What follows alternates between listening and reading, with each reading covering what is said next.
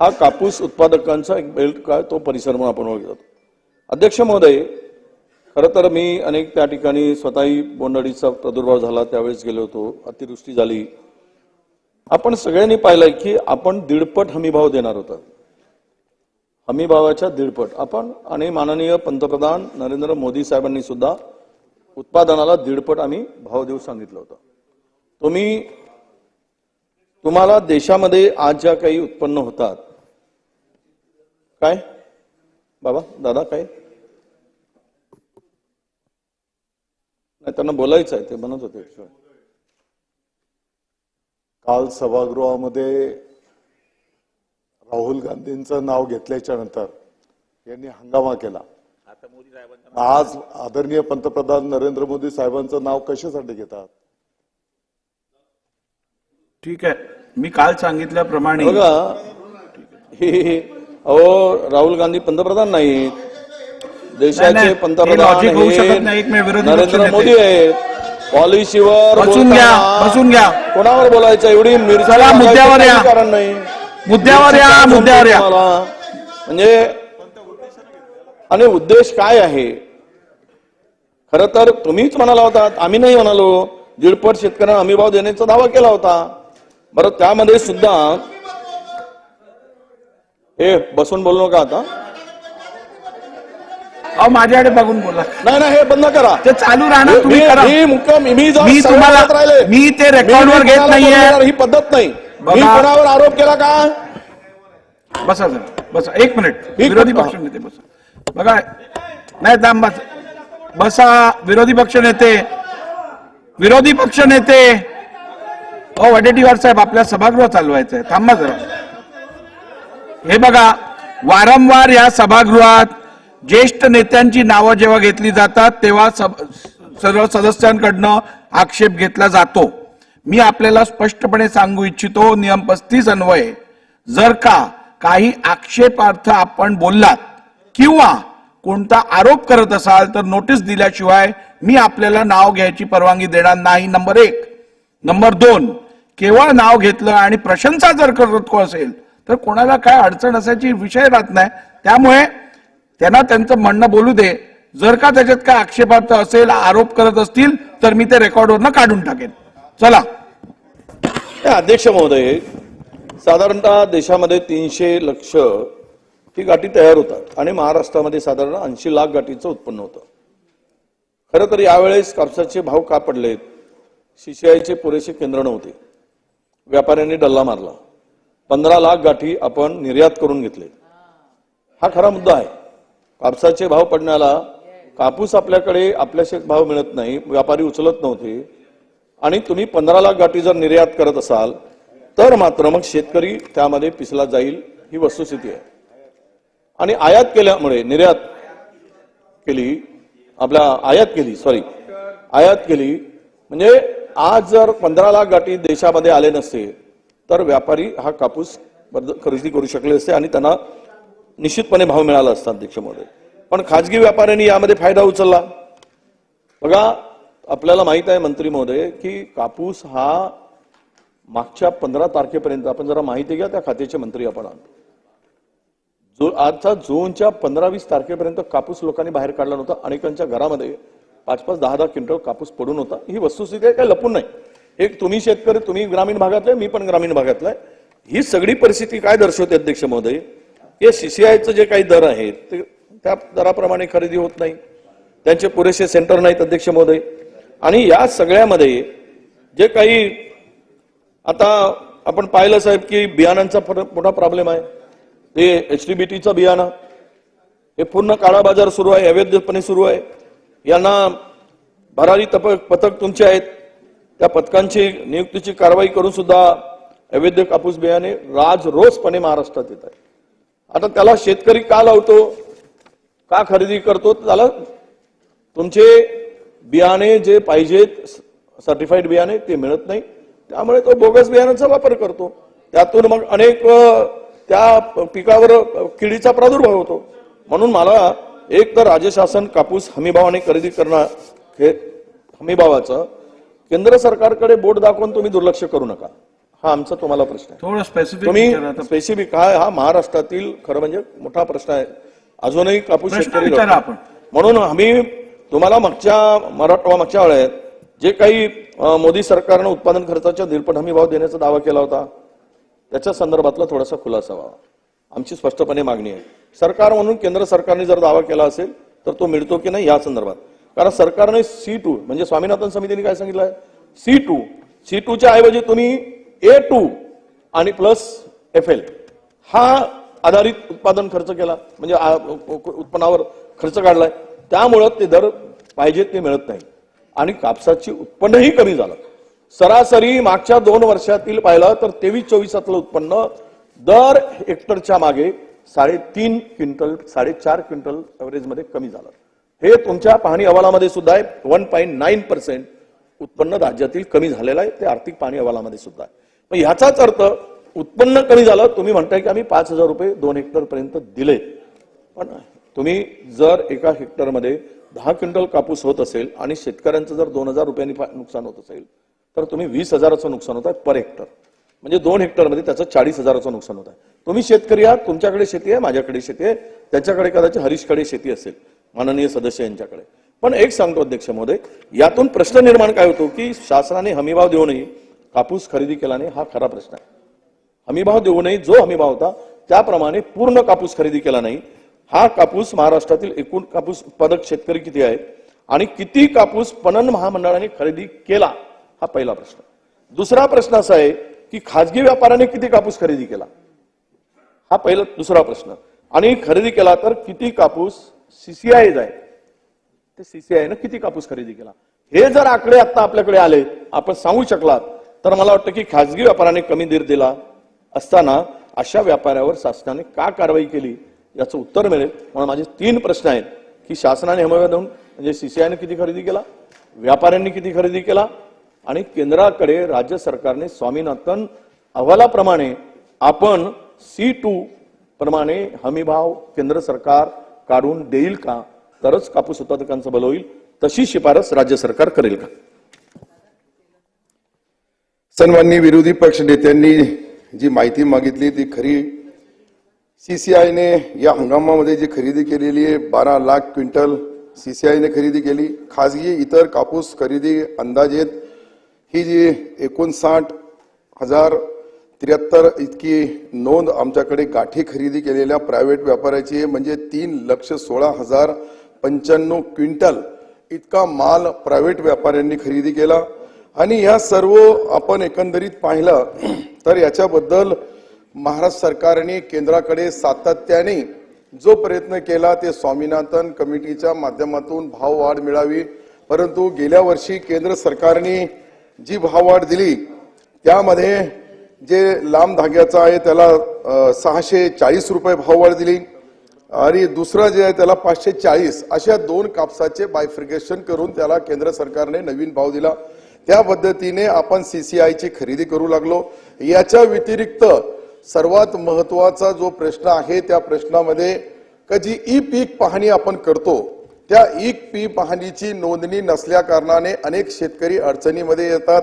असं आपल्या सन्माननीय सदस्यांनी मला पत्र दिला होता, त्यानुसार मग आम्ही त्याची पूर्ण माहिती घेतली. तर हे खरं आहे का कापसाची लागवड करताना ई-पीक पाहणी होत नाही, त्याच्यामुळे शेतकऱ्याच्या कापूस खरेदीला CCI कडे अडचण येते. केंद्र सरकारचे जे धोरण आहे, जे नियम आहे, त्याची नोंद होणं आवश्यक आहे. त्यासाठी कदाचित कांद्याचाही असाच प्रकरण आपल्या समोर आला होता. कांद्याची नोंद ऑनलाईन नव्हती, ई-पीक पाहणी नव्हती. त्यावेळी दादा भुसे साहेबांनी त्यामध्ये निर्णय घेताना असं सांगितलं का आपण एखादी कमिटी करता येईल का. तर निश्चित अध्यक्ष महोदय, आपण ग्रामसेवक, कृषी सहाय्यक आणि तलाठी ज्या शेतकरी बांधवांची नोंदणी झाली नसल, या कमिटीने तसं माहिती दिली. तालुका लेवलवर, गाव लेवलवर आपले कर्मचारी अधिकारी आहेत, त्यांच्या माध्यमातून निश्चित त्यांची नोंद घेतली जाईल. हे मी आपल्या समोर जाहीरपणे जी काही थोड्याफार अडचणी शेतकरी बांधवांना येतात त्यांच्यातर्फे तो सहानुभूतीपूर्वक आपण हा विचार करून निर्णय घोषित करतो. प्रकाश सोळंके साहेब. अध्यक्ष महोदय, मराठवाड्यामध्ये आणि विदर्भामध्ये कापसाचं उत्पादन हे पडणाऱ्या पावसावरती मेंढता अवलंबून आहे आणि म्हणून उत्पादकता अतिशय शेतकऱ्याला कमी मिळते. त्याचप्रमाणे सध्या BT2 बियाणं प्रामुख्यानं हा शेतकरी वर्ग BT2 बियाणं वापरतोय. परंतु चीन किंवा अमेरिकेसारख्या देशामध्ये आता B2च्या ऐवजी B2 म्हणजे B7, B8 इतकं सुधारित बियाण्याचं वाण त्या ठिकाणचा शेतकरी वापरतो आणि म्हणून त्याची उत्पादकता ही निश्चितपणानं वाढते. कमी हमी भाव एकीकडे उत्पादकता कमी आहे आणि म्हणून माझा स्पेसिफिक प्रश्न आहे की बियाण्याच्या बाबतीमध्ये B7, B8 हे बियाणं आपल्या शेतकऱ्याला वापरता यावं त्यासाठी महाराष्ट्र शासन केंद्र शासनाकडे हे वापराच्या बाबतीमध्ये शिफारस करेल का आणि सुधारित बियाणं शेतकऱ्यासाठी उपलब्ध करून देईल का? आता जे दादांनी सांगितलं त्या पद्धतीने कृषी मंत्री महोदयाशी मी चर्चा करल, कारण की दोन वेगवेगळे विभाग आहे. एकपणाने कृषी मंत्री महोदयाशी चर्चा करून निश्चित त्यांना ही सर्व बाब आज जे सन्माननीय सदस्यांनी मांडली त्याच्याबद्दल सकारात्मक निर्णय सरकार घेईल. यशोमतीताई, अतिशय महत्त्वाच्या विषयावर या ठिकाणी चर्चा सुरू आहे. अध्यक्ष महोदय, कापूस हा विदर्भाचा प्राण आहे आणि जर विदर्भातला शेतकरी जिवंत राहायला पाहिजे असं जर वाटत असेल तर कापूस पणन आणि शेतकऱ्यांना आपण ताकद दिली पाहिजे. अध्यक्ष महोदय, मी इथे कापसाची एकरी खर्च किती होतो त्याचा एक थोडासा तपशील देते. अध्यक्ष महोदय, थोडंसं, कारण त्याच्यावर पॉलिसी मेकिंग झाली पाहिजे. अध्यक्ष महोदय, जमिनीच्या मशागतीला 2 ते 3 हजार रुपये लागतात. बियाण्याच्या खर्चाला 4 ते 6 हजार रुपये लागतात.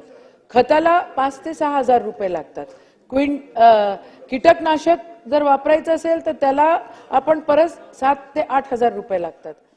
निंदण, डवरण, तणनाशक हे काढायचं असेल तर 7-8 हजार रुपये लागतात. सर्व मजुरी वगैरे सगळं जर आपण पकडलं तर परत त्याला 7-8 हजार रुपये लागतात. एकूण आपण जर बघितलं तर खर्च येतो 40 ते 60 हजारापर्यंत तो खर्च जातो. कमी जास्त होतं काही ठिकाणी. अध्यक्ष महोदय, त्या तुलनेत मिळान किती आपल्याला उत्पन्न येतं तर अतिशय कमी उत्पन्न त्या ठिकाणी होतं की एकरी जर आपण बघितलं म्हणजे शेतकऱ्यांना 3,000 जवळपास 900 रुपयाचं उत्पन्न होतं. म्हणजे रोजाना जर आपण बघितलं तर 150 ऑन अन ॲव्हरेज रुपये शेतकऱ्याला मिळतात. आपण जर बघितलं तर तेलंगणामध्ये जी पॉलिसी इम्प्लिमेंट झालेली आहे तिथे सबसिडी मोठ्या प्रमाणामध्ये कापूस उत्पादक शेतकऱ्यांना मिळते आहे आणि ती पॉलिसी आपण इम्प्लिमेंट करणार का?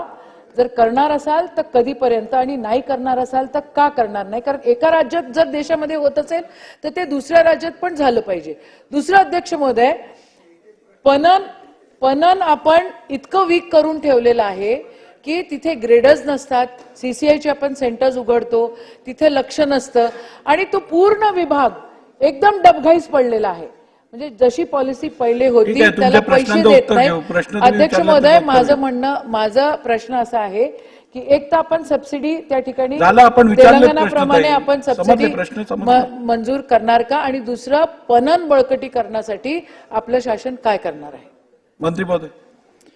नाही, आताच मी ताईंना पहिलेच बोललो याच्या अगोदरच्या प्रश्नाला उत्तर देताना का महाराष्ट्र सरकारने उत्पन्न कमी झालं म्हणून 2 हेक्टर पर्यंत 5-5 हजार रुपये प्रति हेक्टर देण्याचा निर्णय सन्माननीय अजितदादा, मुख्यमंत्री महोदय या सर्वांनी घोषणा केली. त्याची अंमलबजावणी लगेच चालू होईल. नंबर 1. नंबर 2, यांनी जे उत्पन्न आणि खर्चामधली तफावत दाखवली या तफावतीच्या बाबतीत निश्चित आपण सन्माननीय मुख्यमंत्री उपमुख्यमंत्र्यांशी चर्चा करू आणि त्याच्यामधला ही अंतिम धोरण ठरवू. राहिला प्रश्न तेलंगणा, ऐका ना, मला उत्तर तर देऊ द्या. तेलंगणाचा प्रश्न आहे, त्या ठिकाणी आमचे अधिकारी जातील, लागलं तर मी जाईल, तिथे किती सबसिडी देतात, आपला राज्य सरकार किती देतो, या दोघांमधली तफावत कोण निश्चित त्याच्यावर अंतिम निर्णय घेण्यात येईल. नारायणराव महोदय, थांबा. अध्यक्ष महोदय, हा खरोखर ताबा ट्रस्ट करणाऱ्या शेतकऱ्याचा प्रश्न आहे. आता मी तुम्हाला 1 एकर प्रमाणे जर त्याचा खर्च जर बघितला कोणतंही बी घ्या 800 ते 850 रुपये आणि ब्लॅक मध्ये जर गेला तर 1600 रुपयाला बियाची बॅग जाते. 2 बॅगी 1 एकरला लागतात. लक्षात घ्या, त्याच्यात काळाबाजारही होतोय बियामध्ये. त्याच्यात खताचा खर्च जर एका नांगरणीला 1 एकरला 1500 रुपये लागतात. वथरणी आऊत आणलं तर त्याला 2000 रुपये लागतात. फुली पाडायची असेल, त्याला जर फुल्यावर लावायचं असेल तर 1000 रुपये. तो दोन वेळेस जर केल्या तर 2000 रुपये. नारायणराव, हे सगळं झालेलं आहे. ऐका साहेब, ताबा ट्रस्ट करणारा शेतकऱ्याचा हा जगाचा पोशिंदा आहे माझा शेतकरी. त्या शेतकऱ्याचे समजलंही पाहिजे तुम्हाला. प्रश्न उत्तराचं त्याचं भाषण करता येणार नाही, तुम्ही प्रश्न विचारा. ऐका सर, अध्यक्ष महोदय, तुम्ही एक गोष्ट ध्यानात ठेवा. ही बी असेल, खत असेल, फवारणी असेल, निंदणी असेल, वेचणी असेल, कापसाला वेचायला किलोला 10 रुपये घेतात. आणि त्याला कितीही कसाही कापूस पिकला तरी 10 क्विंटल पेक्षा एक एकर मध्ये होत नाही. त्याला जर तुम्ही 4, 5, 7 रुपये भाव दिला तर त्याला 70,000 खर्च येतो. 40 ते 50,000 रुपये. ताई नाही सांगितलं. माझं म्हणणं असं आहे की CCI वेळेवर केंद्र सुरू केल्यामुळे बाजारामध्ये त्याला भाव मिळाला नाही. पहिली गोष्ट, सरकार वेळेत CCI केंद्र कापसासाठी खरेदी वेळेत सुरू करणार का? आणि सरकारने जे हेक्टरी 5,000 रुपये आता अनुदान केलं, मी तर अभिनंदन करतो, पण ते 10,000 रुपये आपण वाढवून देणार का? हा एक प्रश्न आहे. आणि तिसरा प्रश्न असा आहे की आज शेतकऱ्यासाठी हमी भाव वाढण्यासाठी केंद्र सरकारकडे आपण शिफारस करणार का? कमीत कमी 8 ते 10,000 रुपये जर कापसाला भाव मिळाला तर त्याचा फायदा होईल. सोयाबीनची बी, अध्यक्ष महोदय, सोयाबीनची खर्च जर तुम्ही बघितला 1 एकर माग तुम्ही फुले संगम लावतात, कोणते लाव. मी बी शेतकरी, सभागृहातल्या प्रत्येक माणसावर शेती. तुम्ही सोयाबीनचाही मराठवाड्यात कापूस आणि सोयाबीन हा प्रश्न जर विचार केला तर कापसाचा शेतकरी पिकवून आला त्याचाही तोच प्रॉब्लेम आहे. त्या सोयाबीनलाही हमी भाव आपण जास्तीत जास्त 7,000 पर्यंत देणार का? हे माझे 4 प्रश्न साहेब. मंत्री महोदयांनी याचं उत्तर द्या. मंत्री महोदय, ही विनंती माझी. नाही, सन्माननीय नारायणरावजीने जे बोलले, आपण 7,000 नाही 7,020 देतो. 110 CCI केंद्र चालू आहे. 12 लाख गेल्या वर्षी आपण ऐका ना. ठीक आहे, सोयाबीन पहिली कापसाचं उदय मग सोयाबीन. सोयाबीनचा प्रश्न, नारायणराव, कापसाचं उदय मग सोयाबीन. सोयाबीनचा प्रश्न नाही, पहिले कापसाचा प्रश्न आहे. त्याच्याबद्दल मला उत्तर देऊ द्या, नंतर मी सोयाबीनच्या बाबतीतही बोलतो सन्माननीय सदस्यांना. तर आपण एक जो आहे मध्यम धाग्याचा जो कापूस असतो त्याला 6,620 रुपये देतो. लांब धाग्याचा जो आहे त्याला 7,020 रुपये देतो. अशी एकंदरीत पाहिलं तर आपण गेल्या वर्षी 110 केंद्र जे CCI ची खरेदी झाली, 12 लाख क्विंटल माल खरेदी केला.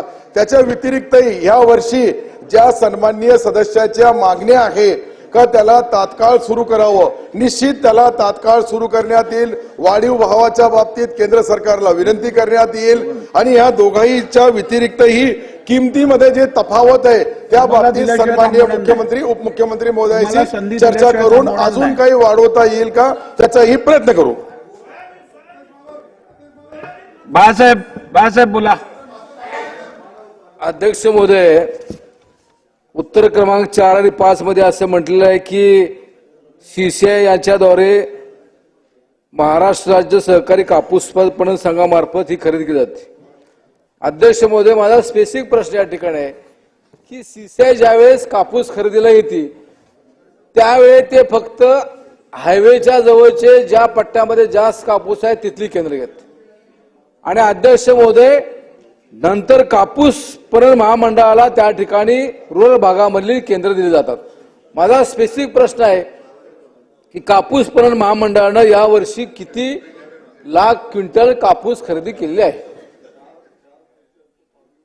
मी याच्या अगोदरच बोललो मंत्री महोदय, अध्यक्ष महोदय, का आपण 12 लाख क्विंटल जो खरेदी केला त्यामध्ये CCI कडे त्यांची टीम नसते. आपल्याकडं जी आपली महाराष्ट्र राज्याची खरेदी केंद्र, राज्य सरकारची मॅनपॉवर त्यांना आपण देतो, त्या माध्यमातून आपण खरेदी करतो. आणि CCIच्या बाबतीत जो केंद्र सरकारच्या ज्या ज्या ठिकाणी केंद्र उघडले होते त्या त्या ठिकाणी आलेल्या शेतकऱ्याच्या मालाची खरेदी केली.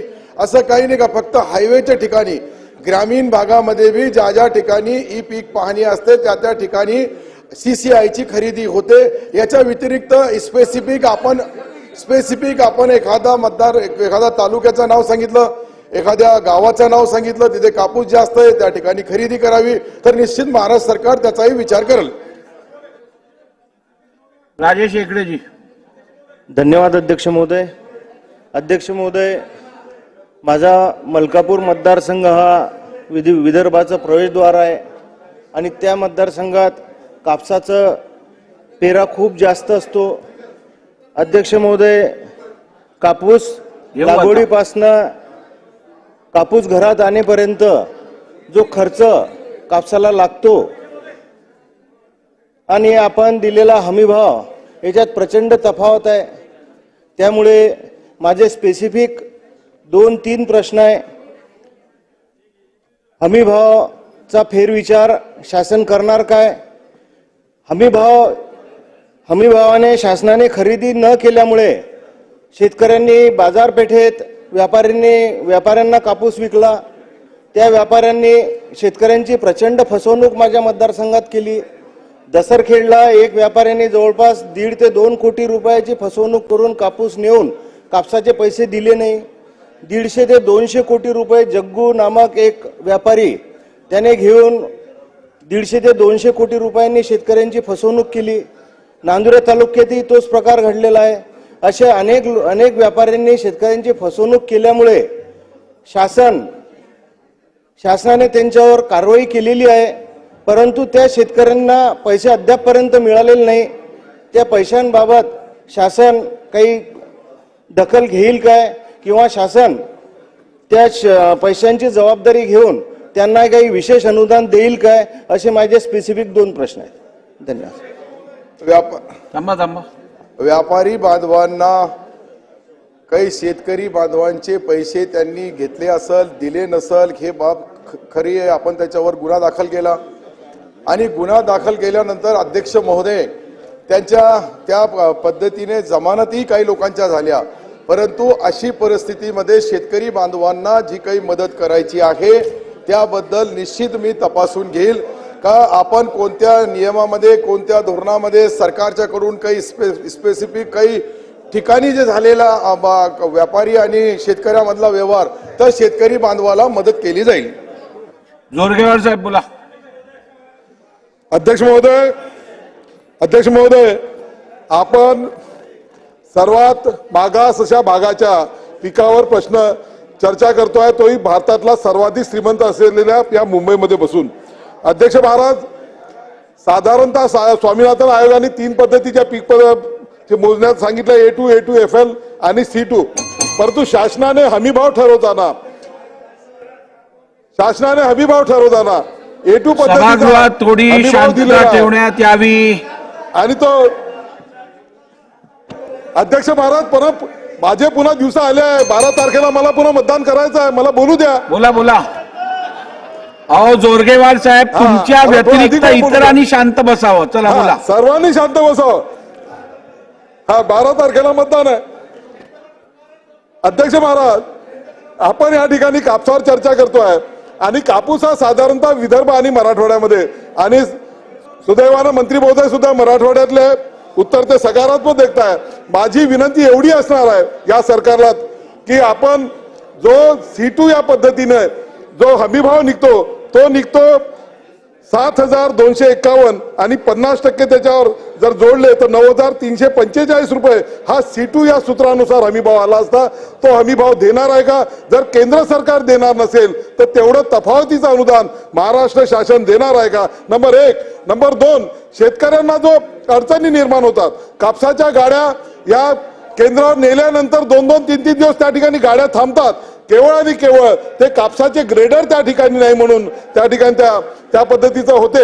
हे ग्रेडर वाढवून ताबडतोब आल्या दिवशीच त्या शेतकऱ्याचा कापूस त्याचं ग्रेडेशन करून त्याला घेणार आहे का? हे 2 स्पेसिफिक प्रश्न आहे, ही विनंती आहे. निश्चित या अगोदरही कापूस उत्पादकाची गुणवत्ता आणि त्यानुसार कापसाच्या भाववाढीबद्दल सन्माननीय आपल्याला ज्यांनी ही माहिती दिली आमचे मित्र किशोरजी जोरगेवार यांनी मला एक पत्रही दिलं होतं, मुख्यमंत्री महोदयाच्या माध्यमातून माझ्याकडे आला होता आणि त्यानुसार त्यांनी जी उत्पादकाच्या बाबतीत या दृष्टिकोनातून केंद्र शासनाकडे काही करणार का, वस्त्र उद्योगाशी आम्ही संबंधित मी दादाशी त्याच्याबद्दल चर्चा केली, वस्त्र उद्योग मंत्री आदरणीय चंद्रकांत दादा, आणि यांच्या माध्यमातून याला पुढच्या वेळेस जे काही भाव वाढायचा आहे ते भाव वाढवण्यासाठी निश्चित केंद्र सरकारकडे परत महाराष्ट्र सरकारकडून प्रस्ताव पाठवला जाईल आणि त्याच्यामध्ये जी तफावत आहे उत्पन्नामध्ये किंवा त्या भावामध्ये तर महाराष्ट्र सरकार सन्माननीय अजितदादा इथे अजितदादांनी घोषणा केली तर निश्चित त्याचा विचार करू. नाना अध्यक्ष महाराज कापसाच्या प्रश्नावरचा प्रश्न आहे. कापसाचे भावाचा दीडपटाचा विचार केला होता. 13-14 कापसाचे भाव होते 4,000 रुपये प्रति क्विंटल. आता त्याच कापसाच्या लांब धाग्याचा भाव झाला 7,020 रुपये. 1.25 पट वाढ झाली आणि तरी पण ते अजून 1.5 पट झालं नाही. आणि म्हणून मी आता प्रश्न विचारतोय, ही माहिती फक्त सांगितली.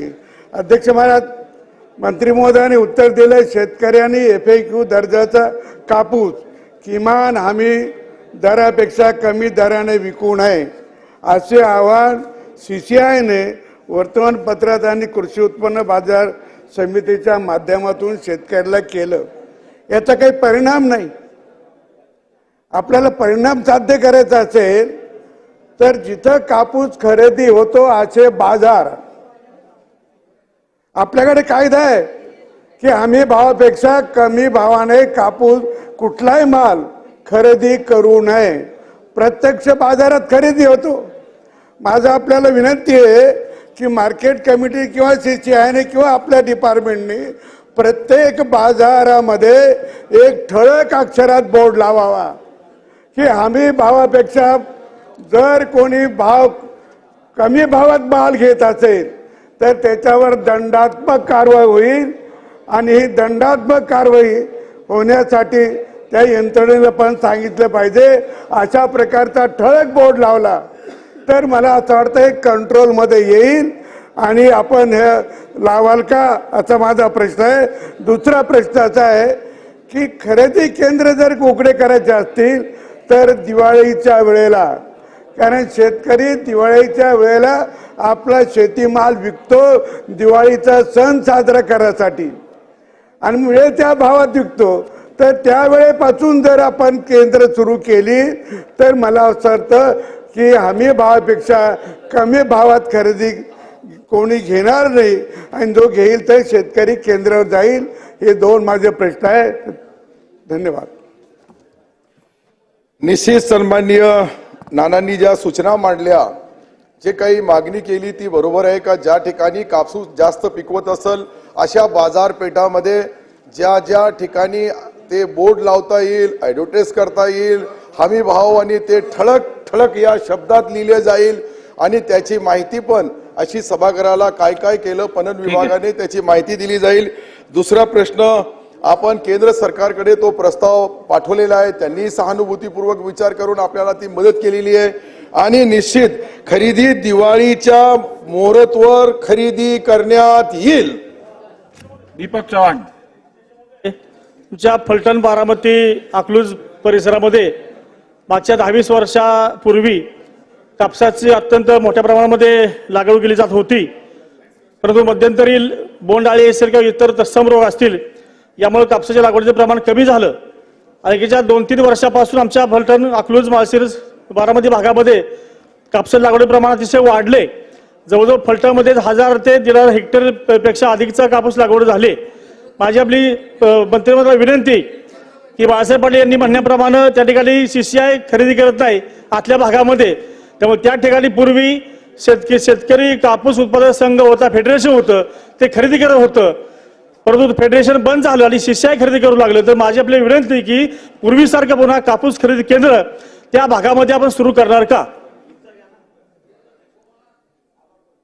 निश्चित सजेशन फॉर ऍक्शन.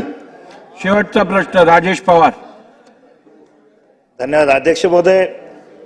कापसाला सोयाबीनला हमीभाव जाहीर केला जातो आणि बऱ्याचदा सरकार खरेदी सुद्धा सुरू करतं, परंतु त्या ठिकाणी शेतकऱ्यांचा कापूस किंवा सोयाबीन येत नसून त्या ठिकाणी व्यापाऱ्यांकडून मॅक्झिमम या ठिकाणी माल येतो, कारण का त्या ठिकाणी अधिकारी आणि खरेदीची जी एजन्सी आहे ते संगनमत करतात आणि शेतकऱ्यांना कुठल्याही सोयी सुविधा देत नाहीत. आताच काही सन्माननीय सदस्यांनी सांगितल्याप्रमाणे जेव्हा शेतकरी आपला माल त्या ठिकाणी घेऊन येतो त्याला 3-3, 4-4 दिवस त्या ठिकाणी आपल्या ट्रॅक्टरसह मालासाठी थांबावं लागतं आणि तो कंटाळून शेवटी त्या ठिकाणी खाजगी व्यापाऱ्यांकडे आपला माल अत्यंत कमी दरामध्ये विकतो. त्यामुळे माझा स्पेसिफिक प्रश्न सन्माननीय मंत्री महोदयांना हा आहे की या ठिकाणी जे अधिकारी संगनमत करून अशा प्रकारे व्यापाऱ्यांचाच माल खरेदी करतात त्यांच्यावर आपण कारवाई करणार का, हा एक प्रश्न.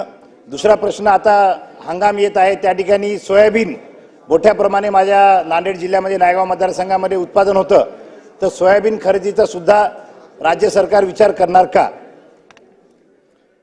निश्चित आपण सांगितल्याप्रमाणे या वर्षीची जी 24-25 ची खरेदी होणार आहे ती 7,121 रुपये प्रति क्विंटलने घेण्यात जाईल.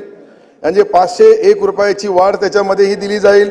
आता मला जी माहिती मिळाली त्या माहितीनुसार मी आपल्याला लांब धाग्याचा जो कापूस आहे तो त्याची खरेदी 7,521 प्रमाणे केली जाईल. परत केंद्र सरकारने या आठवड्याभरामध्ये दुसऱ्यांदा भाव वाढवून दिलेला आहे, म्हणून शेतकऱ्याच्या बद्दल ही माहिती पोहोचावी आणि परत आपणही 5,000 रुपये हेक्टर प्रमाणे 2 हेक्टर पर्यंत देणार आहे. मी हेही बोललो. राहिला सोयाबीनचा प्रश्न, तर निश्चित सोयाबीनचे भाव कमी आहे त्यामुळं शेतकरी संकटामध्ये आहे, त्याचाही विचार करून आम्ही त्या सोयाबीनच्या शेतकऱ्यालाही मदत करू.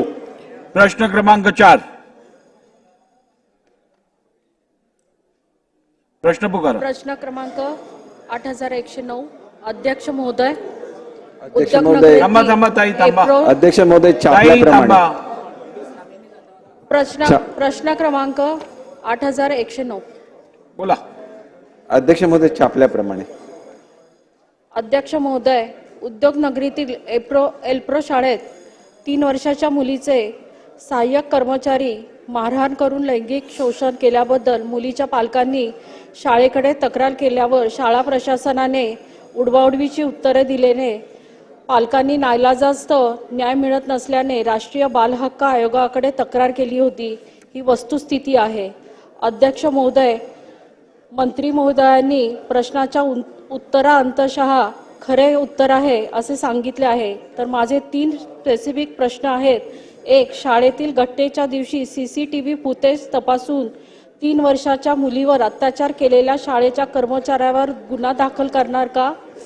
अध्यक्ष महोदय, जे पालक शाळेकडे न्याय मिळत नाही म्हणून राष्ट्रीय बाल हक्क आयोगाकडे दाद मागतात, परंतु शाळा प्रशासन दबावामुळे तक्रार मागे घेतली असली तरी सदर शाळा ही घटनेची शासन सुमोट चौकशी करणार का? आणि 3. पालकाच्या मानसिक स्थितीचा गैरफायदा घेऊन पालकांना तक्रार मागे घेण्याबाबत दबाव टाकणाऱ्या संस्था चालकांची चौकशी करून कारवाई करणार का? धन्यवाद. अध्यक्ष महोदय, CCTV त्या ठिकाणी चेक केल्यामुळेच तिथे एक जी सहाय्यिका असते तिने त्या मुलीला गालावर मारल्याचं निदर्शनाला आलेलं आहे. या महिलेला कामावरून कमी केलेलं आहे. जी तक्रार त्यांनी मागे घेतली ही तक्रार दबावाखाली घेतली आहे का याबाबत आवश्यक ती चौकशी केली जाईल. यामिनीताई. महोदय, अतिशय महत्वाचा हा प्रश्न आहे आणि त्याला मला 2 प्रश्न विचारायचे आहेत की आपण शिक्षण क्षेत्रात सुद्धा वेस्टर्न कल्चरला अडॉप्ट करायला जातोय. वेस्टर्न कल्चरमध्ये जर अशा पद्धतीनं पालकांनी तक्रार केलेली असेल आणि तर ती मागे घेतलेली असेल, कारण इतर बाबतीत आपण बघतो की कोर्टात गेल्यानंतर सुद्धा सेटलमेंट होतात आणि केस मागे घेतल्या जातात किंवा पोलीस स्टेशनमध्ये तक्रारी मागे घेतल्या जातात, पण या बाबतीत एक लहान मुलाचा प्रश्न आहे आणि राष्ट्रीय बाल अधिकार आयोगाकडे तक्रार केलेली असताना सुद्धा जर पालक ती तक्रार मागे घेतात ही गंभीर बाब आहे. ही पालकांच्या सुद्धा निदर्शनास आली पाहिजे. मग अशा पालकांच्या बाबतीत आपण काय करणार? कारण मग असं जर जर होत असेल साहेब अध्यक्ष महोदय तर पालक पुढे पहिली तर गोष्ट आलं नाही पाहिजे, त्यांनी पहिल्यांदाच शाळा प्रशासनाशी वेळ बोलून कमी आहे, घेतलं पाहिजे. प्रश्न. हा, धन्यवाद सर. मंत्री महोदय. अध्यक्ष महोदय, या महिलेला कामावरून कमी केलेलं आहे, म्हणजे तिला शिक्षा दिलेली आहे ज्या महिलेकडून हा प्रकार घडला ते. फक्त दबावाखाली ही तक्रार मागे घेतली का याचं मी चौकशी करण्याचं आश्वासन दिलेलं आहे. त्याच्यामुळे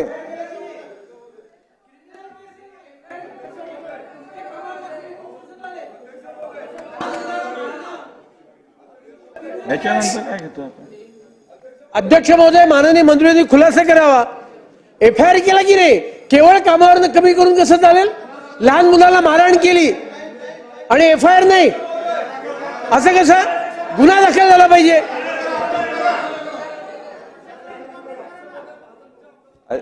बोलू दे, मंत्री महोदयांना उत्तर देऊ दे. अध्यक्ष महोदय, जर त्या पालकांनी FIR दाखल केली तर ती FIR दाखल करून घेतली जाणार आणि त्या महिलेच्या विरुद्ध कारवाई सुद्धा होणार. नाही, एक मिनिट. नाही, बघा, एक लक्षात घ्या, मंत्री महोदयांनी बरोबर उत्तर दिलेलं आहे.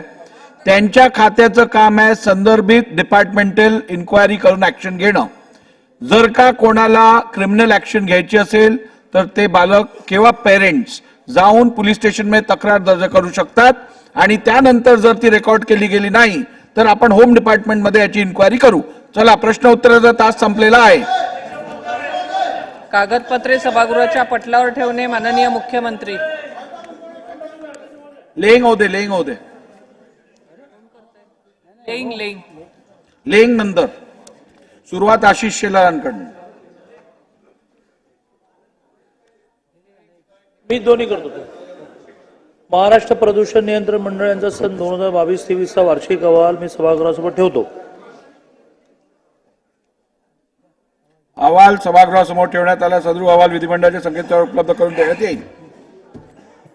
माननीय संसदीय कार्यमंत्री. महाराष्ट्र विधानसभेच्या सन 2024च्या दुसऱ्या अर्थसंकल्पीय अधिवेशनात दिनांक 26 फेब्रुवारी 2024 ते दिनांक 1 मार्च 2024 या कालावधीत माननीय मंत्री महोदयांनी विधानसभा सभागृहात दिलेल्या एकूण 28 आश्वासनांची यादी तसेच सन 2024 हे दुसरे अर्थसंकल्पीय अधिवेशन संस्थगित झाल्यानंतर आतापर्यंत पूर्तता करण्यात आलेल्या एकूण 187 आश्वासनांच्या पूर्ततेची विवरणपत्रे यादीसह सभागृहासमोर ठेवतो. महाराष्ट्र विधानसभेचे सन 2024च्या दुसऱ्या अर्थसंकल्पीय अधिवेशनात दिनांक 26 फेब्रुवारी 2024 ते दिनांक 1 मार्च 2024 कालावधीत मान्य मंत्री महोदयांनी विधानसभा सभागृहात दिलेले एकूण 28 आश्वासनाची यादी तसेच सन 2024चे दुसरे अर्थसंकल्पीय अधिवेशन स्थगित करण्यानंतर आतापर्यंत पूर्तता करण्यात आलेल्या एकूण 198 आश्वासनाची पूर्ततेची विवरणपत्रे यादीसह सभागृहाच्या पटलावर ठेवण्यात आली. स्थगन प्रस्तावाच्या सूचना. आज प्राप्त झालेले सर्व स्थगन प्रस्तावांच्या सूचनेला मी दालनात अनुमती नाकारलेली आहे. अध्यक्ष महोदय, समृद्धी महामार्गावर अपघातामध्ये दिवसेंदिवस वाढ होत आहे. आपण सगळ्यांनी बघितलं की मागच्या आठवड्यामध्ये सुद्धा या समृद्धी महामार्गावर 7 लोकांचा जीव गेला. अध्यक्ष महोदय,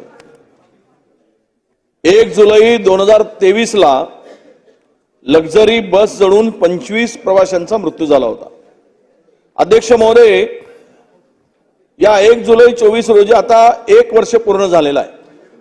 त्यावेळेस मुख्यमंत्री महोदयांनी या कुटुंबाला प्रत्येकी 25 लाख रुपये देण्याची घोषणा केली होती आणि 25 लाख रुपयाची घोषणा केल्यानंतर 1 वर्षामध्ये केवळ अध्यक्ष महोदय सीएम फंडातून 5 लाख आणि केंद्र सरकारकडून 2 लाख 7 लाख रुपयाची मदत झाली. हे सर्व तरुण होते, तिकडे पुण्याला जायला निघाले होते. ते कुटुंबातील प्रमुख त्या ठिकाणी सगळे नोकरीला होते, कुटुंबाचा आधार होते. कुटुंबाच्या साठी त्या नोकरी करून त्या अनेकांना विधवा स्त्रिया आहेत त्या तर अनेक निराधार झाले, त्यांना दुसऱ्याकडे काम करावं लागतं आहे. खूप मोठी व्यथा या कुटुंबाची आहे. त्यामुळे आता हा चंद्रशेखर माळवी नावाचा सामाजिक कार्यकर्ता 26 जानेवारी पासून तिकडे उपोषण करत होता. त्याला गळफास लावून घेण्याचा प्रयत्न त्यांनी केला, त्याचं कुटुंब उद्ध्वस्त झालं म्हणून त्याला उचलून पोलीस स्टेशनमध्ये कारवाई केली, त्याला अटक केली, न्याय मागणी करायसाठी त्याला कारवाई केली मागत असताना. अध्यक्ष महोदय, मला एवढंच सांगायचं आहे की तुम्ही घोषणा करताय जर पोर्शे कारमध्ये अपघात झाला लगेच आपण 10 लाख रुपयाची घोषणा केली तर 2 लोकांना केली पाहिजेत मदत, आम्ही त्याला विरोध नाही. पण या 25 तरुण आहेत, हे सगळे नोकरी करणारे तरुण होते, सगळे त्यातली मॅक्झिमम या लक्झरी बसमध्ये पुण्याला जायला निघाली होती. म्हणून माझा विषय असा आहे अध्यक्ष महोदय, या स्थगन प्रस्तावाच्या माध्यमातून संपूर्ण कुटुंब आता जिल्हाधिकारी कार्यालयाच्या पुढे उपोषणाला बसलेला आहे. संपूर्ण या 25 लोकांचे कुटुंब. मुख्यमंत्र्यांनी दिलेला शब्द आता पूर्ण करावा, ते घोषणा केली आहे, त्याची व्हिडिओ क्लिप आहे. मुख्यमंत्री स्वतः बोललेत की आम्ही 25 लाखापर्यंतची मदत करू, पण 1 वर्षाने त्यांना मदत होत नाही तर मग तुमच्या घोषणेला राहिलं काय? त्यांची मोडवण का करता? म्हणून मला आपल्या माध्यमातून हा स्थगन देत असताना मुख्यमंत्री या राज्याचे प्रमुख आहेत, त्यांच्यावर त्यांनी बोललेला शब्द हा अंतिम असतो आणि म्हणून त्या पदाचा सन्मान ठेवून किमान आपण त्यांना सांगावं. मी काही यामध्ये फार काही आता सभागृह स्थगित करा वगैरे प्रश्न आम्हाला काही बाकी हे नाही, पण या सगळ्या मध्ये या 25 कुटुंबाची जी वाताहत झाली अध्यक्ष महोदय, हे कुटुंब उघड्यावर पडलं आहे आणि म्हणून या संदर्भात 31 जानेवारीला SIT स्थापन केली. ते काय झालं त्याचा काही पत्ता नाही, तो अहवाल कुठे गेला तेही माहित नाही. मग अशी म्हणजे तत्पर सरकार म्हणून शेकी मिरवणारे 1 वर्ष जर त्या कुटुंबाला तुम्ही घोषणा करून जर मदत देत नसाल तर तुमच्या घोषणेला काय अर्थ आहे? म्हणून माननीय मुख्यमंत्री महोदयांना आणि वित्तमंत्री महोदय आहेत ते जरा तपासून घ्या आणि या कुटुंबांना 25 लाख रुपयाची मदत जी घोषणा केली ती तात्काळ द्यावी अशी विनंती आपल्या माध्यमातून मी सरकारला करतो. अध्यक्ष आशिष महोदय, शेलारजी. नाही, स्थगन आहे, स्थगन आहे. अध्यक्ष महोदय, मी आपल्या माध्यमातून त्या ठिकाणी एका गंभीर विषया ठीक आहे, पॉइंट ऑफ मी ह्याच्यानंतर देतो. अध्यक्ष महोदय, मी आपल्या माध्यमातून मुंबई शहरातील एका गंभीर विषयाकडे आपलं लक्ष वेधू इच्छितो. अध्यक्ष महोदय, मुंबईमध्ये पिण्याच्या पाण्याचा एवढं झाल्यावर प्रश्न हा गंभीर झालेला. अध्यक्ष महोदय, अध्यक्ष महोदय,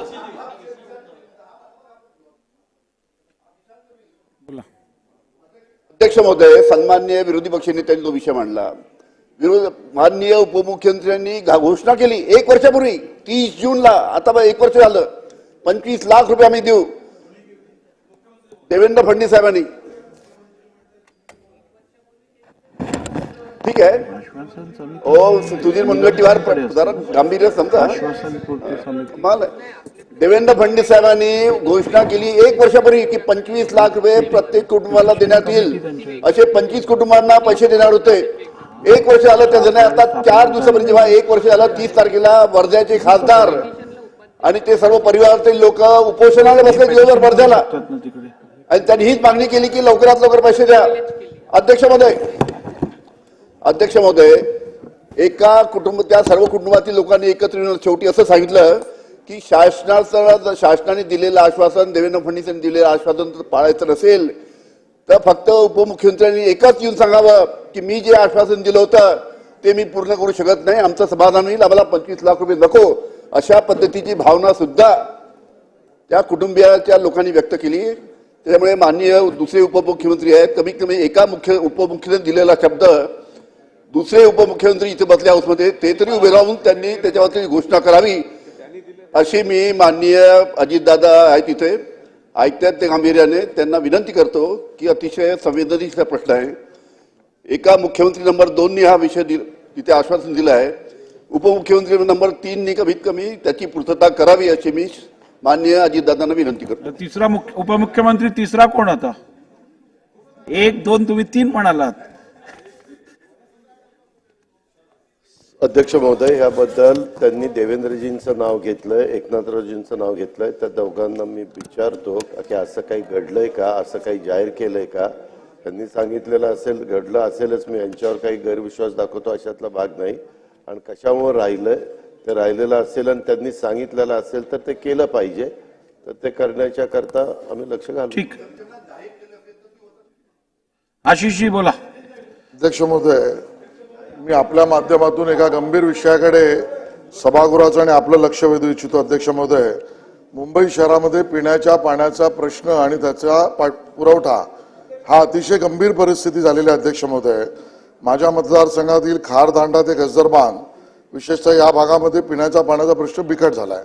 अध्यक्ष महोदय, गजदर बांध विभागामध्ये केवळ 26 गल्ल्या आहेत, 1309 कनेक्शन्स आहेत. पण अध्यक्ष महोदय, वेरावलीवरनं येणारं पाण्याचं रिझर्व्हॉयरचं पाणी, त्याचं प्रेशर आणि त्याचा पुरवठा इतका वाईट आहे की लोकांना 1 तास सुद्धा पाणी मिळत नाही. काही ठिकाणी बिलकुल 12-12 दिवस पाणी येत नाही अध्यक्ष महोदय. आणि अध्यक्ष महोदय, घोषणा मात्र त्यावेळेला उभाटा सेनेचं महापालिकेत सरकार असताना 24 तास HOSला देऊ, 24 तास 7 दिवस देऊ सांगितलं अध्यक्ष महोदय. पाठपुरावा आम्ही केला, 8 तासावर नाही पण 2 तास पण नाही अध्यक्ष महोदय. ही परिस्थिती आहे. आणि त्यामुळे अध्यक्ष महोदय, विशेषतः गजदरबांध खारदांडा या विभागातील लोकांना पाणी पुरवठा पूर्ववत करणं आवश्यकता आहे. हा गांभीर्याने विषय मी आपल्यासमोर मांडतो. आणि बरोबरीने अध्यक्ष महोदय, मुंबईत 7 धरणातून पाणी येतं अध्यक्ष महोदय, ज्यामध्ये अप्पर वैतरणा, मोडकसागर, तानसा, मध्य वैतरणा, भातसा, विहार आणि तुळशी या सगळ्यातनं केवळ 7.5%, 7.25% एवढीच वाढ झाली. जुलै महिना आहे, पुढे पाणी वाढलं नाही धरणातलं तर मुंबईला पाणी कुठून मिळणार? हा गंभीर विषय आहे. त्याचे निर्देश आपण सरकारला द्यावेत आणि हा प्रश्न जो पेटला आहे तो कसा सोडवणार याबद्दल सरकारने उत्तर द्यावं. सन्मान्य सदस्य आशिष शेलारजींनी जी माहिती आता सभागृहासमोर मांडली आहे ती सत्य परिस्थिती आहे. आणि मी स्वतः माझ्या मतदारसंघात पण हाच विषय आहे. मुंबईतल्या बहुतांश आमदारांच्या मतदारसंघात हा गंभीर विषय अस्तित्वात आहे. मी असे निर्देश देतो की आपण बघितलं असेल की पाणी कमी आहे हे मान्य केलं जाऊ शकतं, परंतु कधी 2 दिवस पंप फेल झालाय म्हणून पाणी सप्लाय नाही, कधी वाल्व खराब झालाय म्हणून पाणी सप्लाय नाही, कधी पाण्याची लाईन दुरुस्त करायची आहे म्हणून पाणी सप्लाय नाही, कधी लाईन फुटते म्हणून पाणी सप्लाय नाही. हे चालणार नाही. त्यामुळे हायड्रॉलिक इंजिनियरनी अधिवेशन संपण्यापूर्वी या संदर्भातली जबाबदारी घेऊन मुंबईत पाणी पुरवठा योग्यरित्या होईल अशी हमी सभागृहाला मंत्र्यांमार्फत देण्यात यावी.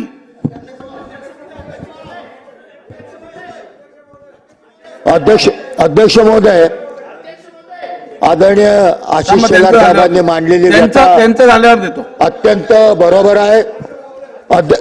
अध्यक्ष महोदय, 10% पाणी कपात आहे म्हणून सांगितली जाते, परंतु प्रत्यक्षात 25%पेक्षाही जास्त कपात केली जाते.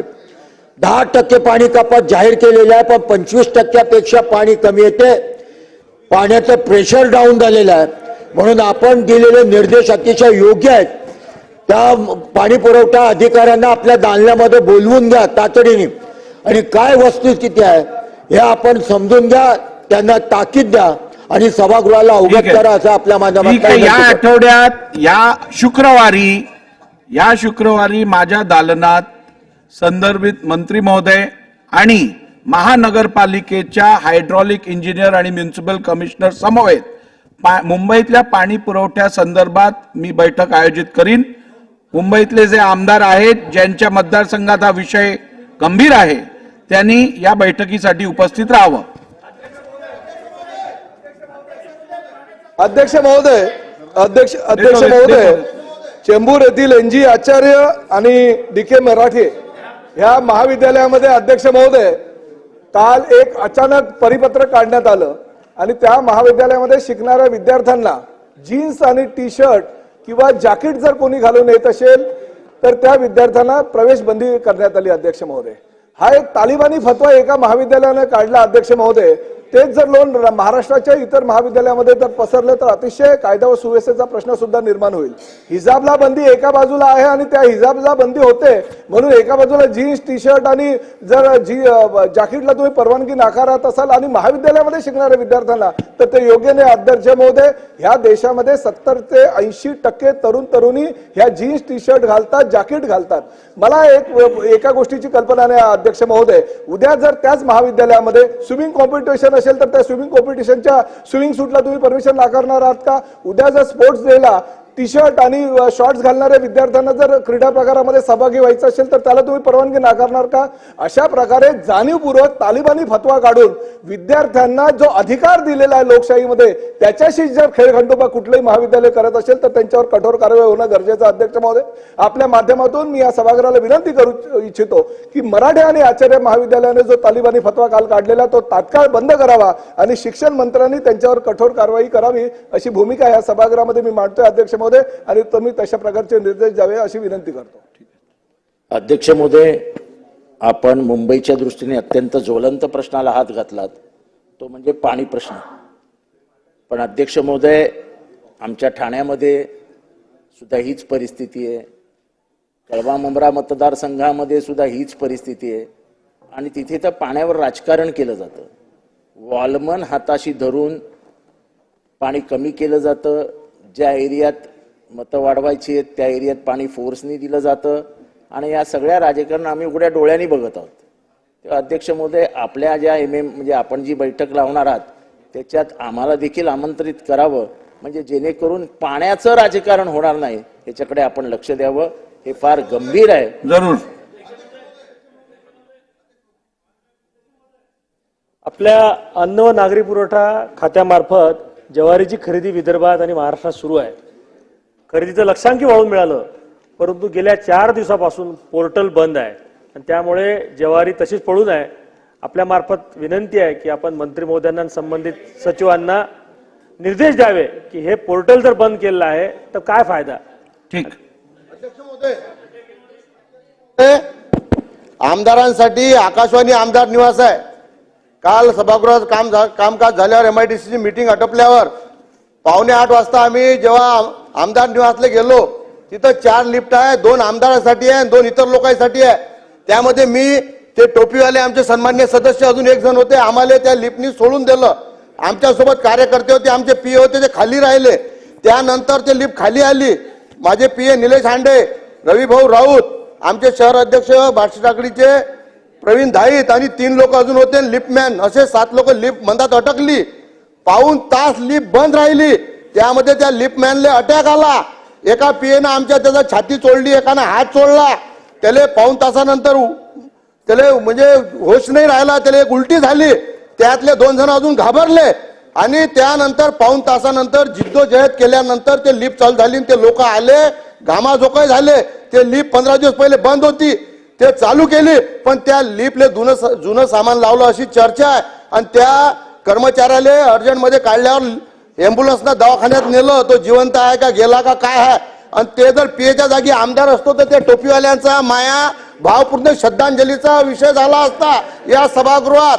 तर त्या बंद लिफ्टले चांगल्या लिफ्ट लावून किमान आमदाराले त्या चांगल्या लिफ्टची सोय करून द्यावी अशी विनंती आहे. आणि तुम्ही आमचे कस्टडियन आहे, तुमच्या हाती आमचं सगळं हे आहे आमदार अध्यक्ष महाराज.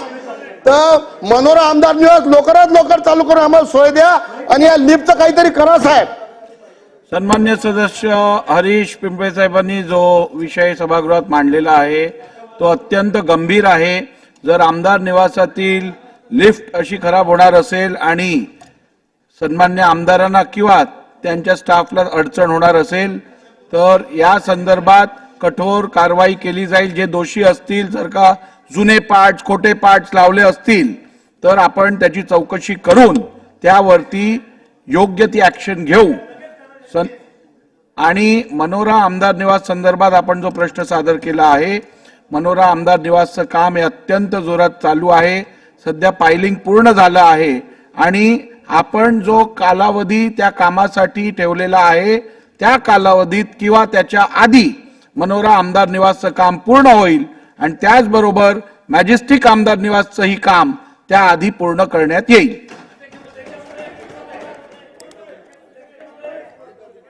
आता किती आहेत? एक अध्यक्ष महोदय, माझा पॉइंट ऑफ इन्फॉर्मेशन हा आहे की मागील 2 दिवसापासून सातत्यानं दीक्षाभूमी येथील भूमिगत वाहनतळाबद्दल आपण प्रश्न विचारतो. आता मला नागपूरवरनं माहिती प्राप्त झाली की ज्या आंबेडकरी जनतेने, ज्या आंबेडकरी कार्यकर्त्यांनी, ज्या भीमसैनिकांनी त्या ठिकाणी ते स्वयंस्फूर्तीनं आंदोलन केलं होतं.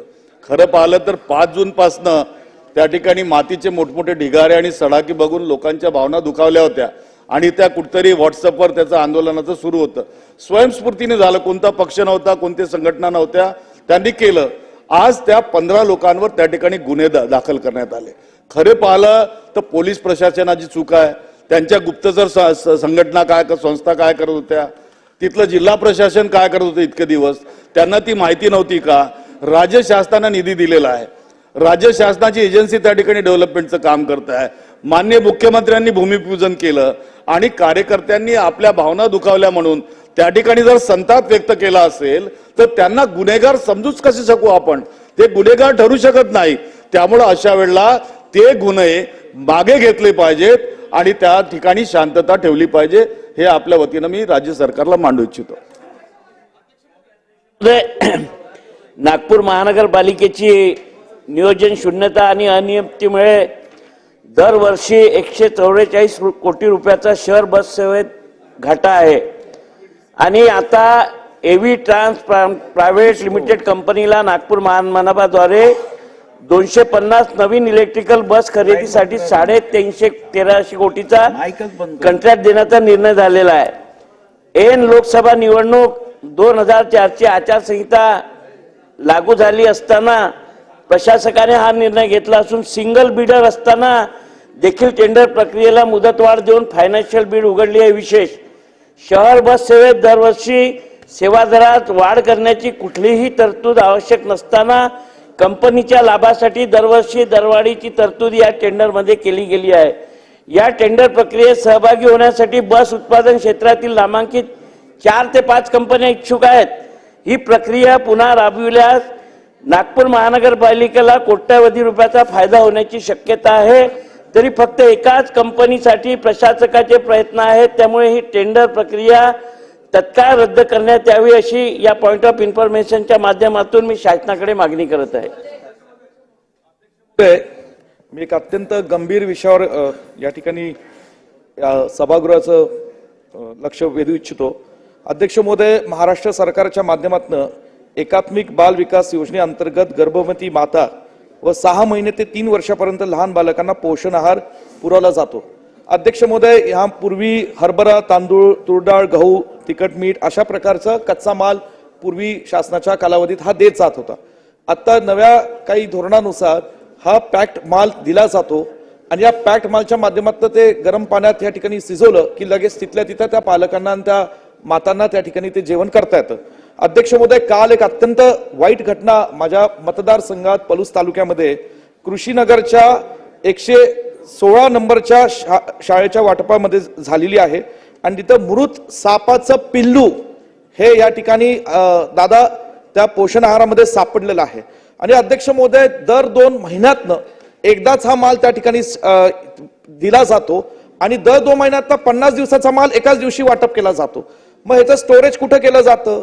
ही जेव्हा हा माल ज्या कंपनीतनं पुरवला जातो, हे कंपनीचं संपूर्ण महाराष्ट्राचं कॉन्ट्रॅक्ट हा Indo allied protein foods private limited या कंपनीला दिलं गेलेलं आहे आणि संपूर्ण महाराष्ट्राचा दिलेला असताना हे मग त्या जिल्ह्यात हा जेव्हा माल जातो हा कशा पद्धतीने जातो, त्याची क्वालिटी चेक होते का, या मालची तपासणी केली जाते का, जिल्ह्यात पोहोचल्यानंतर जिल्ह्यातनं जेव्हा हा माल त्या तालुक्यात आणि त्या शाळांमध्ये वितरित केला जातो परत त्याची तपासणी केली जाते का? आज किती गंभीर गोष्ट आहे. अध्यक्ष महोदय, हा आपण फोटो पाहा अशी माझी विनंती. या फोटोमध्ये स्पष्टपणे दिसून होतं सापाचं पिल्लू ते आहे. ते साप विषारी की नाही आज त्याची तपासणी प्रशासनाच्या जिल्ह्याच्या प्रशासनाकडे केली जाते. पण आपण गर्भवती महिलांच्या आणि लहान मुलांच्या आयुष्याशी खेळतोय, ही शासनाला अत्यंत गंभीरपणे याची दखल घेतली पाहिजे.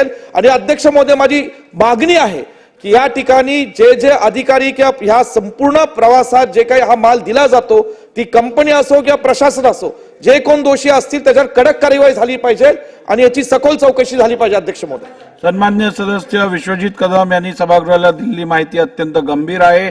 शासनाने याची नोंद घेऊन उचित कारवाई करावी. अध्यक्ष महोदय, खरं म्हणजे मुंबईमध्ये व्यवस्था एकदम फारच विकट झालेली आहे. रेल्वे स्टेशन असू द्या, गार्डन असू द्या, पब्लिक प्लेसेसमध्ये कुठेही गेलं तर ड्रग्सचा न्यूशन एवढं जास्त वाढलेलं आहे की त्याला सांगताच येत नाही. कुठेही गेला तर समोरच दिसत की ड्रग कंझ्युम करणारी लोक दिसत आहेत. मग त्याच्यामुळे चोऱ्या एवढ्या वाढलेल्या आहेत, मारहाण एवढं वाढलेल्या आहेत आणि पोलीस आता या मुंबई शहरामध्ये तक्रारी घ्यायला तयार नाही. पण मुंबई शहरामध्ये कुठल्याही आमदारांना जर तुम्ही विचारला तर ड्रग्जचं न्यूशन एक लेवलला पार केलेलं आहे. लॉ अँड ऑर्डर आहे की नाही मुंबईमध्ये हे मला समजूत येत नाही. आणि कन्झ्युमर तर दिसतच आहे. आणि ड्रग्जचे जे सेल करणारी लोक आहेत ते पण बिनधास्त फिरत आहेत. त्यांच्या गाड्या नवीन येत आहेत, त्यांचे घरं 3-3, 4-4 माल्याचे नवीन येत आणि त्याचे हे सगळं इन्फॉर्मेशन असता सुद्धा काही कारवाई मुंबई शहरामध्ये दिसत नाही. मला असं वाटतं की काही दिवसानंतर महिलांना रोडवरती चालण्यामध्ये पण दुश्वारी येणार आहे. म्हणून आपल्यातर्फे सरकारला ताबडतोब याच्यावरती दखल देऊन जे कोणी विक्री करणार असणार किंवा त्याच्यावरती एक हे घेतलं पाहिजे. प्रत्येक वीकला कमिशनरने त्याच्यावरती अहवाल घेतला पाहिजे काय चाललंय. विजय देशमुख साहेब. अध्यक्ष महोदय, सोलापूर महानगरपालिका वतीनं जे कर आकारणी केली जाते त्या कर आकारणीमध्ये पाणीपट्टी हा कर सर्वसकट सगळ्याच जनतेला पाणीपट्टी हा खाजगी कर आकारणी केली जाते. अध्यक्ष महोदय, अनेक लोक गोरगरीब ज्यांच्या घरी पाणी खाजगी नळ नाही पण त्यांना पाणीपट्टी मात्र खाजगी भरावं असं नोटीस दिलं गेलेलं आहे. मी आपल्यातर्फे शासनाला पॉइंट ऑफ इन्फॉर्मेशन विनंती करतो की जो गोरगरीब आहे ज्यांनी खाजगी नळ घेतलं नाही, पूर्वी त्यांना सार्वजनिक नळपट्टी येत होतं पण त्यांनाही आता खाजगी दिलेलं आहे. ते न परवडण्यासारखं आहे. त्यांना खाजगी न करता सार्वजनिक नळपट्टी द्यावं एवढं तुम्हाला विनंती. महोदय, मी महत्वाच्या याच्यावरती पॉइंट ऑफ इन्फॉर्मेशन देते. अध्यक्ष महोदय, पाऊस पडल्यापासून भटक्या कुत्र्यांचा त्रास भयंकर वाढलेला आहे. अध्यक्ष महोदय, गेल्या 3 दिवसामध्ये माझ्या दहिसर विधानसभेमध्ये 37 लोकांना भटक्या कुत्र्यांनी लचकेचे लचके काढलेले आहेत. अध्यक्ष महोदय, मी आपणास विनंती करते की मंत्री महोदयांनी मुंबई महानगरपालिकेतर्फे जे भटक्या कुत्र्यांचं लसीकरण केलं जातं हे नक्की केलं जातं का नुसते पकडून नेतायत आणि पुन्हा आणून सोडतायत. अध्यक्ष महोदय, काल माझ्या मतदारसंघातल्या ज्या 3 लोकांना कुत्र्यांनी हे केले ते पुष्पविला मेडोना कॉलनी मधल्या 57 वर्षाच्या महिलेचा पायाचा अख्खा लचका काढलेला आहे. अध्यक्ष महोदय, माझी विनंती आहे की जे प्राणीप्रेमी आहेत ते लोक भटक्या कुत्र्यांना एकत्र करून त्यांना खायला देत आहेत आणि हीच कुत्री सोसायटीतल्या लोकांवरती हल्ला करतायत. तर ज्या प्राणीप्रेमी आहेत ह्याने एखादं आपण श्वानगृह तयार करावं आणि तिकडे घेऊन जावे कुत्रे, पण लोकांना त्रास देऊ नये. अध्यक्ष महोदय, अतिशय गंभीर बाब आहे. आज इतके लोक रोज फोन करतात की भटके कुत्रे आम्हाला चावतायत. त्याच्यावर मुंबई महानगरपालिकेच्या अधिकाऱ्यांनी लक्ष द्यावं आणि भटक्या कुत्र्यांना तुम्ही श्वानगृहात घेऊन जावं. उत्तर द्यायचं, आपण उत्तर घेऊया. हा मंत्री महोदय, उत्तर द्यायचं आहे. नाही, अतिशय गंभीर विषय आहे अध्यक्ष महोदय. आम्ही गंभीरतेने दखल घेतलेली आहे आणि खरं आहे भटके कुत्रे या दिवसामध्ये खूप फिरतात, चावतात, आपण बघतायत. त्यामुळे निश्चित शासनाची गंभीर दखल घेईल आणि या सगळ्या भटक्या कुत्र्याचा बंदोबस्त आम्ही करू. केलेल्या कारवाईबद्दल सभागृहाला अवगत पण करा.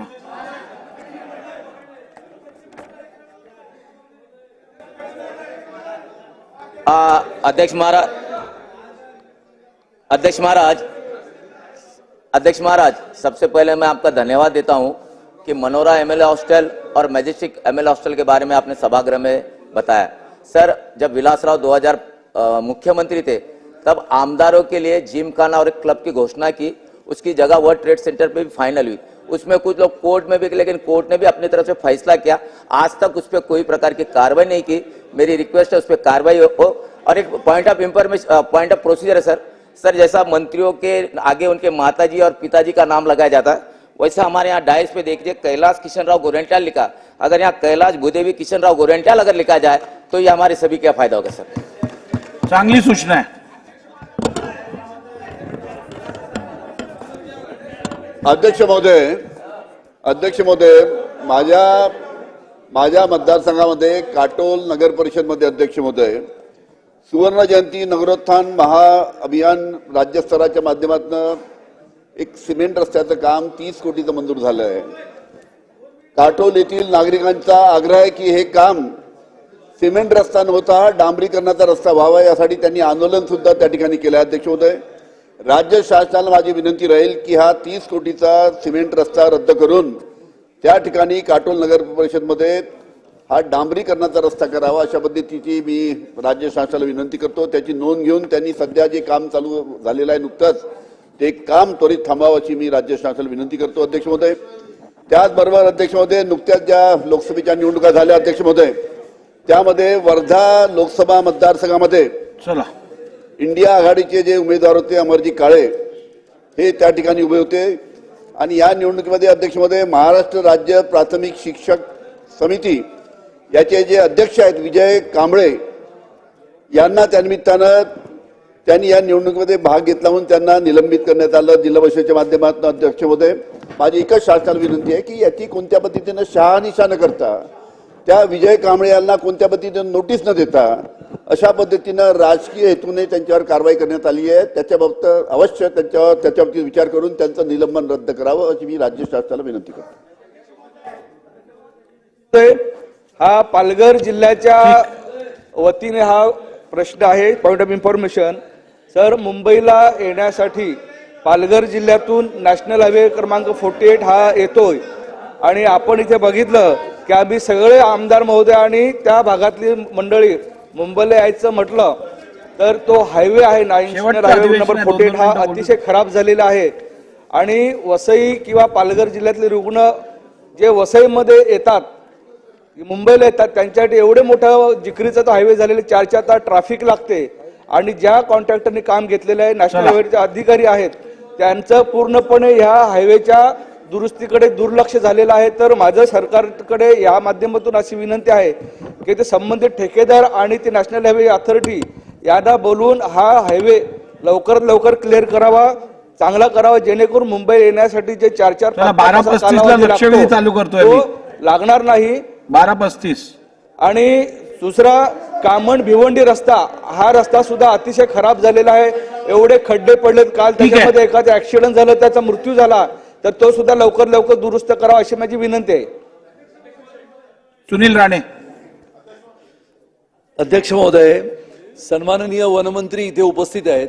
बोरिवली मतदारसंघामध्ये मॅनग्रोव्ह फॉरेस्ट पार्क हा अतिशय भव्य असा प्रकल्प जवळजवळ 80% पूर्ण झालाय आणि सन्माननीय मंत्री महोदयांना माझी विनंती आहे आपल्या मार्फत की हा प्रकल्प 80% पूर्ण झालाय. त्याच्या समोर एक रस्त्याचा विषय फक्त प्रलंबित आहे.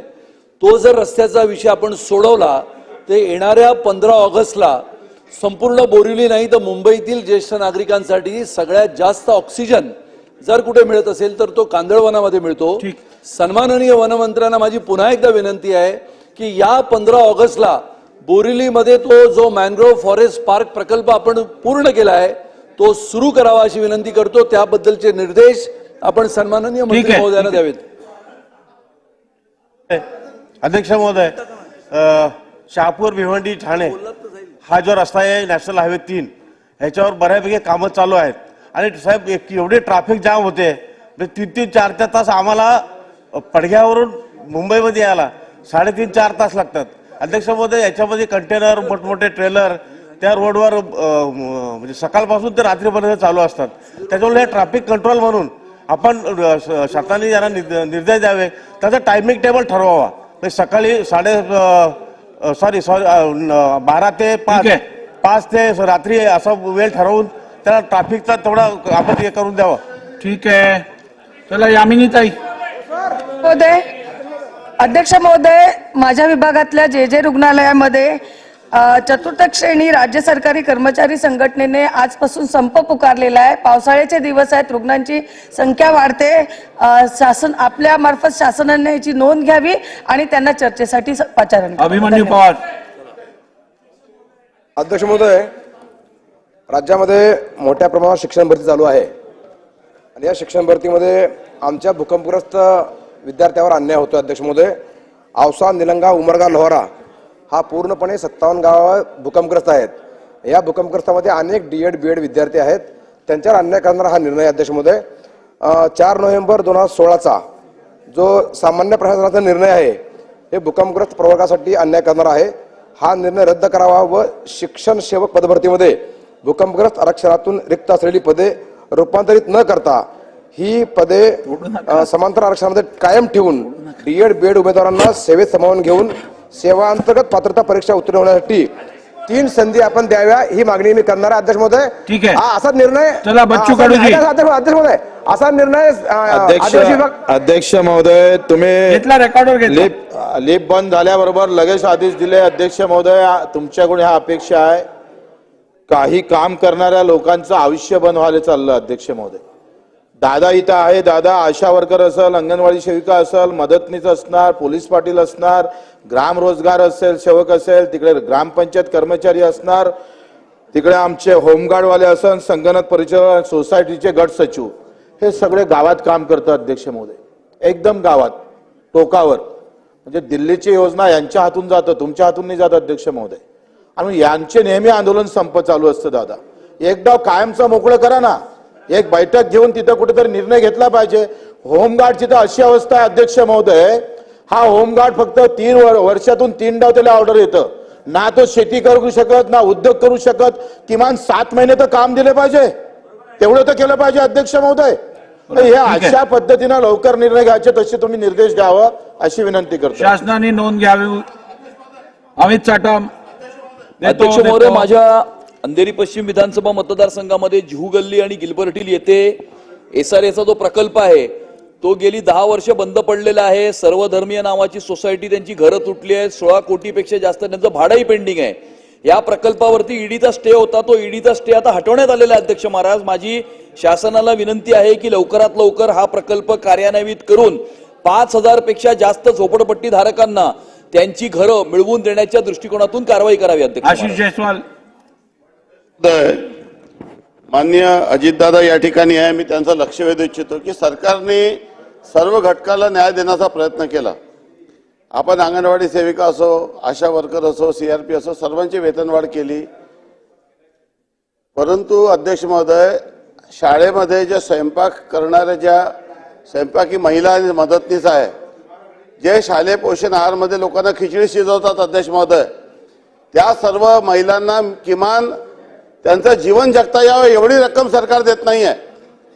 आपण महाराष्ट्रामध्ये ग्राम विद्युत व्यवस्थापक नियुक्त केलंय, तर तीच अवस्था त्यांची आहे. हे 2 घटक आपल्या न्यायापासून वंचित राहिले आहे. माननीय अजितदादा साहेब उपस्थित आहेत, त्यांना माझी विनंती आहे की या 2 घटकाला आपण फक्त वगळलेला आपल्या न्याय देण्यापासून. आपण सर्वांना न्याय दिलेला आहे, तर हे 2च लोकांवर आपण अन्याय करू नये.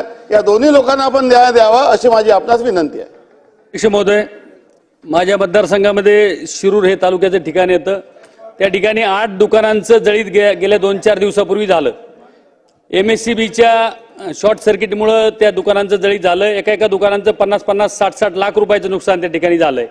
वास्तविक आता MSCBने व्यवस्थित पंचनामा करून त्याची भरपाई मिळाली पाहिजे. आणि दुसरा एक विषय, 2 दुकानांचा इन्शुरन्स त्याच्यामध्ये बजाज कंपनी कडून तो इन्शुरन्स काढलेला आहे. आज बजाज कंपनी इन्शुरन्स करताना त्यांनी तिथले फोटो वगैरे घेतले, पण बजाज कंपनी आता तिथे इन्शुरन्स द्यायला नकार देते, कारण त्या पक्के बांधकाम नाही असं कारण त्या ठिकाणी दाखवलं जातंय. म्हणून त्या कंपनीने सुद्धा इन्शुरन्स त्यांना पूर्ण द्यावा एवढी मी आपल्याला विनंती करतो. लक्षवेधी क्रमांक 1. अध्यक्ष महोदय, राज्यात आपल्याला माहित आहे बेसुमार वृक्षतोड झाल्याने वनक्षेत्र कमी होऊन राहिलं आणि त्यामुळे वन्य प्राणी जे आहेत ते नागरी वस्तीमध्ये शिरून राहिले. वन्यजीव निवास व पिण्याच्या पाण्याची टंचाई यामुळे वन्य प्राणी नागरी वस्तीमध्ये घुसून प्रचंड प्रमाणात शेतीच्या पिकांचे नुकसान होऊन राहिलं. जिल्ह्यात अकोला जिल्ह्याचं उदाहरण दिलं तर 2016-17 मध्ये 3258 शेतकऱ्यांना शासनानं 1,17,42,000 रुपयांची मदत ही केलेली आहे. आणि म्हणून हा सगळ्यात मोठा अडचणीचा प्रश्न निर्माण झालेला आहे. आता नापिकी आणि पेस्टिसाइडच्या अटॅकपेक्षा जास्त वन्य प्राणी यांच्यामुळे शेतकरी त्रस्त आहेत. अध्यक्ष महोदय, आमच्या विदर्भातल्या गावांकडे जर तुम्ही आले आणि पहिल्या मजल्यावर माडीवर जाऊन पाहिलं तर पूर्ण शेतशिवारात तुम्हाला बॅटरीच्या लाईट दिसतील. प्रत्येक शेतकरी कुटुंबातील 1 किंवा 2 लोक शेतीमध्ये बॅटरी घेऊन फिरतात, कारण की डुकरं, हरिण, रोही याचा प्रचंड त्रास आहे आणि याच्यावर कायमस्वरूपी उपाय व्हावे म्हणून अनेकदा लक्षवेध्या लावल्या, भाषणं दिले, कोणी ऐकायला तयार नाही. आदरणीय वन्यमंत्री सुधीर भाऊ इथं आहेत. मंत्री महोदय, 2 वर्ष आधी 3 वर्ष आधी आपण पाहिलं असेल हिमाचल प्रदेशमध्ये माकडांचा प्रादुर्भाव वाढल्यामुळे त्यांनी काही काळासाठी माकडांना मारण्याची परवानगी घेतली होती.